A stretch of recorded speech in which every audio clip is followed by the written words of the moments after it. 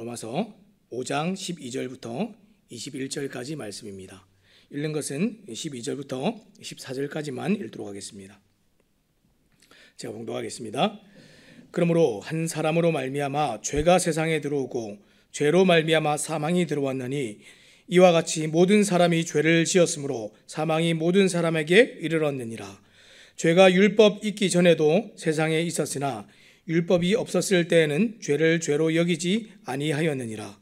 그러나 아담으로부터 모세까지 아담의 범죄와 같은 죄를 짓지 아니한 자들까지도 사망이 왕노릇 하였나니 아담은 오실 자의 모형이라. 아멘. 오늘 말씀은 죽음의 권세를 이기는 복음이라는 제목을 가지고 함께 말씀을 나누기 원합니다.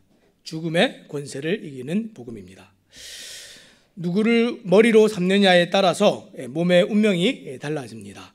또 어디에 뿌리를 내리느냐에 따라서 나무의 운명도 달라집니다. 우리 인생도 마찬가지입니다.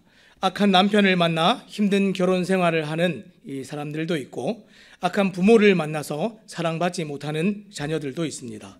악한 직장 상사를 만나서 고달프게 일하는 사람들도 있고, 악한 통치자를 만나서 고통당하는 그런 나라도 있습니다. 이처럼 악한 통치와 지배 아래에 있거나 악한 조직에 몸을 담고 있으면 고통을 당하게 되어 있습니다. 그리고 이런 고통스러운 경험은 이 역사 속에서 끊이지 않고 계속 일어났고 지금도 일어나고 있습니다. 이런 일이 왜 일어나고 있습니까? 오늘 성경은 이것이 영적인 문제라고 가르쳐주고 있습니다. 오늘 방금 읽었던 이 12절부터 이 14절까지 말씀해 보면 지금 눈에 보이지 않지만 사람들 위에 누가 왕노릇을 하고 있다라고 얘기하고 있습니까? 오늘 읽었던 마지막 14절 말씀해 보니까 사망이 왕노릇하였다 이렇게 얘기했습니다. 사망이 왕노릇하고 있고, 그리고 이 사망은 죄로부터 왔고 이 죄는 아담 한 사람으로부터 시작되었다. 오늘 성경이 그렇게 얘기하고 있습니다. 그리고 아담 한 사람뿐 아니라 죄가 세상에 들어와서 모든 사람이 죄를 지었고 이제 사망이 모든 사람에게 왔다. 성경은 이렇게 얘기하고 있습니다. 따라서 모든 사람이 죽는다는 사실은 모든 사람이 죽음의 원인인 죄를 가지고 있다라는 말과 똑같은 얘기입니다. 자, 그리고 이 말씀은 이 로마서 3장 23절에서 말했던 모든 사람이 하나님의 영광에 이르지 못하게 된 이유를 설명하기도 합니다. 자, 로마서 3장 23절 뭐라고 되어 있습니까? 모든 사람이 죄를 범하였으며 하나님의 영광에 이르지 못하더니. 오늘 말씀은 모든 사람에게 죄가 있다면 그 죄가 어떻게 시작되었는지 그것을 설명하고 있습니다. 오늘 바울 사도가 복음을 말하면서 왜 죄와 심판 그리고 이제 한 사람으로 말미암은 죄의 시작에 관해서 열심히 설명을 하고 있습니까? 그것은 한 사람의 죽음이 어떻게 많은 사람에게 구원을 줄 수 있는지 그것을 설명하기 위해서 지금 아담을 예로 들고 있습니다. 바울은 아담을 예로 들어서 한 사람의 행동이 다른 많은 사람의 행동에 피해를 줄 수 있었고 영향을 미쳤던 것을 얘기하면서 이 한 사람으로 말미암은 영원한 생명과 구원을 주는 일이 가능하다라는 사실을 역설하고 있습니다. 아담이 죄를 범했을 때 그의 허리에서 모든 인류가 죄를 범했습니다. 아담의 죄가 그의 내적 성품의 변화를 가져왔고 영적인 죽음과 부패를 가져왔습니다. 그리고 그 악한 본성이 이 씨앗처럼 그의 후손에게도 전달되었습니다. 그래서 다윗은 시편 51편에서 이렇게 고백합니다. 시편 51편 5절 말씀을 제가 읽어보겠습니다. 내가 죄악 중에서 출생하였으며 어머니가 죄 중에서 나를 잉태하였나이다. 다윗은 자신이 출생 전에 이미 죄인이었음을 고백하고 있습니다. 자, 그러면 다윗만 그렇습니까? 아니죠. 이 오늘 읽었던 우리가 13절 14절 말씀에 의하면 율법을 받기 전에 사람들과 율법을 받은 사람들 모두 죄와 사망의 통제를 받습니다. 이 말은 죄와 사망의 통치가 율법이 있는 유대인이나 율법이 없는 이방인들까지 세상 모든 사람이 한 사람으로 말미암아서 죄와 사망의 통치 아래 놓이게 되었음을 율법이 있고 없고를 막론하고 다 적용이 된다는 것을 보여주고 있습니다. 율법은 그저 이 죄가 있음을, 죄가 무엇인지를 보여주는 역할인 것이죠. 율법이 있어도 또 율법이 없어도 죄를 죄인 줄 알았어도 죄가 무엇인지 몰랐어도 사람들이 죄인이라는 사실은 달라지지 않습니다. 그리고 이에 대한 결정적인 증거가 오늘 무엇입니까? 죽음입니다. 죽음. 사람들이 죽는다는 사실을 우리가 보아서 죄가 있다는 것을 알 수 있다는 것입니다. 14절 말씀을 제가 다시 한번 읽어보겠습니다. 그러나 아담으로부터 모세까지 아담의 범죄와 같은 죄를 짓지 아니한 자들까지도 사망이 왕노릇하였나니 아담은 오실 자의 모형이라. 아담부터 오늘날까지 모든 사람에게 사망이 왕노릇하고 있습니다. 모든 사람이 죽음을 향하여서 달려가고 있습니다. 하지만 모두가 당연하게 여겼던 그 죽음이 사실은 죄에 대한 형벌이라는 사실을 알고 깨닫는 것, 그것이 은혜입니다. 이것이 성경이 말하는 세상에 있는 모든 사람들의 실제적인 현실입니다. 사랑하는 여러분, 오늘 여러분은 누구의 통치를 받고 있습니까? 예수님의 통치를 받으십니까? 아니면 여전히 사망의 통치를 받고 있습니까? 우리 주변에 있는 사람들은 또 누구의 통치를 받고 있습니까? 예수님을 주로 모시지 않은 사람들은 아직도 여전히 사망이 그들을 가운데 왕노릇하고 있습니다. 역사 속에서 수많은 사람들이 이 죽음의 문제를 해결하고 불멸을 꿈꿔왔습니다. 우리가 잘 알고 있는 대표적인 사람이 어떤 사람이 있습니까? 중국의 진시황 잘 알고 있습니다. 진시황은 이 13살에 왕위에 올라서 불과 10년 만에 전국 시대를 끝냈습니다. 그리고 20대의 젊은 왕은 이 천하를 발밑에 두고 불멸을 꿈꿨습니다. 지금의 영광과 자신의 이 세상이 영원하기를 바랬고 이것을 누리는 길은 영원히 사는 길이라고 생각했습니다. 그래서 불로초를 구하기 위해서 우리나라와 일본에까지 사람을 보냈고 도교와 신선술에 광적으로 집착을 했던 사람입니다. 그러면 이 진시황이 몇 살까지 살았을까요? 이 정도 노력이면 불멸은 아니더라도 한 100살까지는 살아야 되지 않겠습니까? 그런데 그는 이 힘과 권력과 이 생에 대한 이런 집착을 가지고도 49살, 49세까지 살고 이 젊은 나이에 숨을 거두었습니다. 이 진시황의 사인은 수은 중독이었습니다. 이 수은은 일시적으로 이 주름을 펴고 피부를 팽팽하게 만들어줘서 마치 이 젊음을 찾은 것처럼 느끼게 해주는 것이 수은인데, 그래서 진시황은 이 수은을 불로초라고 믿었고 그 수은 때문에 죽었습니다. 죽어도 너무 일찍 죽었습니다. 거짓된 것을 믿은 것이죠. 이 로마서가 쓰여질 당시 이 팍스 로마나, 곧 이 로마의 평화를 외치며 영원할 것 같았던 이 제국도 또 로마의 황제도 다 죽었습니다. 오늘날 현대의학도 사람의 수명을 늘려보려고 노력하고 불멸의 열쇠를 찾았다라고 공표하기도 하지만 죽음을 해결한 사람은 아직까지 한 사람도 없습니다. 오늘 아무리 몸에 좋은 옷을 걸치고 맛난 음식을 먹고 정말 돈 걱정 없고 신체가 건강하여서 많은 것을 누리고 사는 어떤 사람도 어떻습니까? 결국에는 이 죽음을 향하여 달려가고 있다는 사실은 변하지 않습니다. 이것이 아담 이후로 모든 사람들의 실제적인 현실입니다. 그러면 오늘 성경이 진짜로 말하고 싶은 것은 무엇입니까? 이 사망의 통치 아래에 있는 모든 사람에게 전할 기쁜 소식이 있다 하는 것입니다. 자, 15절 말씀 제가 읽어보겠습니다. 그러나 이 은사는 그 범죄와 같지 아니하니 곧 한 사람의 범죄를 인하여 많은 사람이 죽었은즉 더욱 하나님의 은혜와 또한 한 사람 예수 그리스도의 은혜로 말미암은 선물은 많은 사람에게 넘쳤느니라. 이제 성경은 이 죄를 파생한 이 아담과 구원을 이룬 예수님을 대조하고 있습니다. 이 아담과 예수님은 어떻게 다른지 하나씩 살펴보도록 하겠습니다. 방금 읽은 15절에서 은사라는 것이 나왔는데, 은사는 15절 이제 후반부에 나오는 은혜의 선물, 그것을 의미하고 있습니다. 먼저 예수님의 이 은혜가 아담의 범죄와 같지 않습니다. 아담의 범죄는 많은 사람을 어떻게 했습니까? 죽게 했습니다.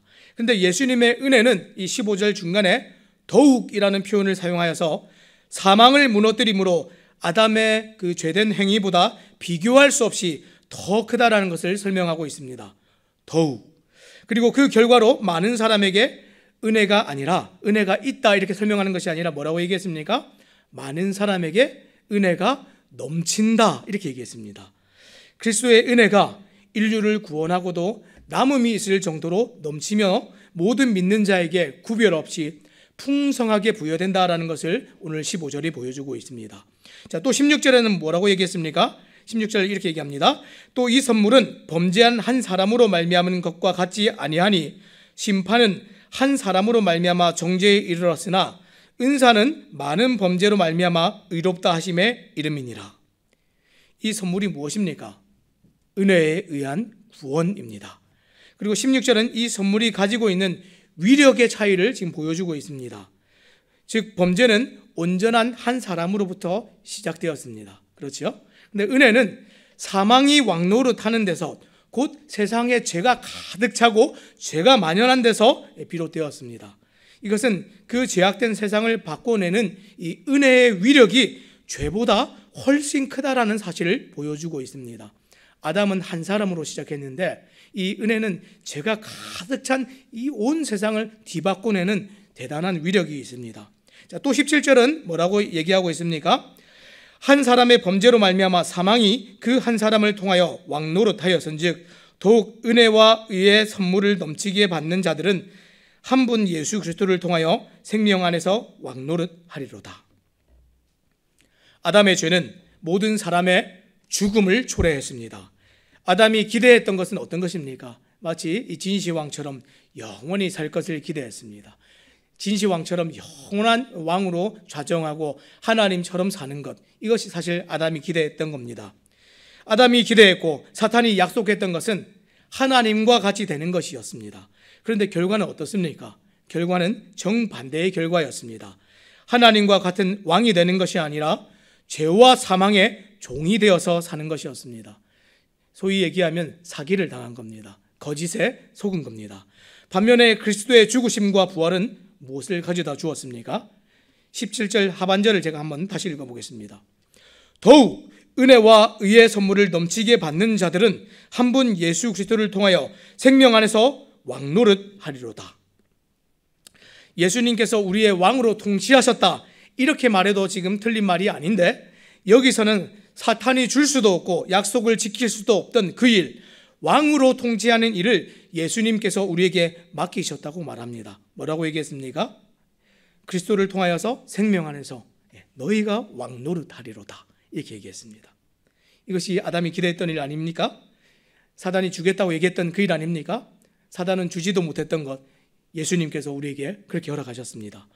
생명이 우리 안에서 왕노릇하는 정도가 아니라 우리가 그 생명 안에서 우리가 왕노릇하리로다, 이렇게 얘기합니다. 여러분, 이 노릇이란 말이 사실은 좋은 말입니다. 이 왕의 일을 하겠다, 지금 그 얘기입니다. 또 18절에서 19절 말씀은 뭐라고 얘기합니까? 그런즉 한 범죄로 많은 사람이 정죄에 이른 것 같이 한 의로운 행위로 말미암아 많은 사람이 의롭다 하심을 받아 생명에 이르렀느니라. 한 사람이 순종하지 아니함으로 많은 사람이 죄인 된 것 같이 한 사람이 순종하심으로 많은 사람이 의인이 되리라. 지금 이것은 12절부터 17절까지 얘기했던 모든 내용들을 지금 요약해서 지금 설명하고 있습니다. 죄악된 인간이 생명에 이르는 전 과정을 지금 정리하여서 지금 설명하는 것이 18절부터 이제 19절 말씀입니다. 한 사람의 범죄, 곧 불순종으로 모든 사람이 죄인이 되었지만 예수 그리스도의 대속과 순종으로 모든 사람이 의롭다 하심을 받게 되었다. 이것이 지금 정리된 내용입니다. 자, 이것을 신학적인 용어로 뭐라고 얘기합니까? 칭의, 이렇게 얘기합니다. 죄의 결과인 심판과 죽음에서 구원받았다 하는 것이 오늘 이 내용입니다.